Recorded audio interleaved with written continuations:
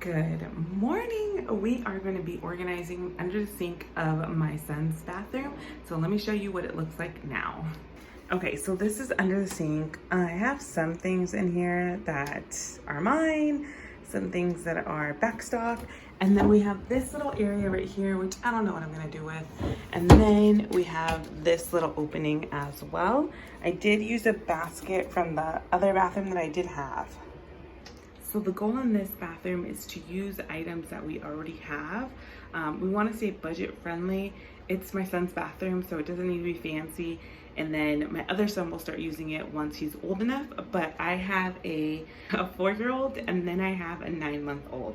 So it doesn't need to be like up to like super great standards. I'm probably not going to use the Home Edit products on this one, but let's take you along.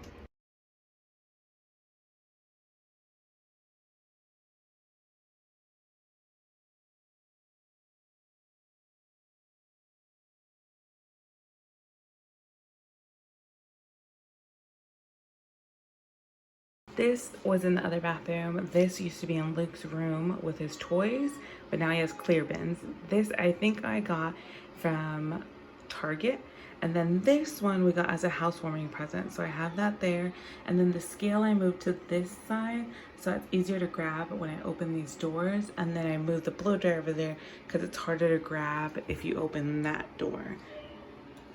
And I did keep this as a sunblock drawer just because we always need a place to put them or we don't know where they are, and now it has a home and we know where the sunblocks are.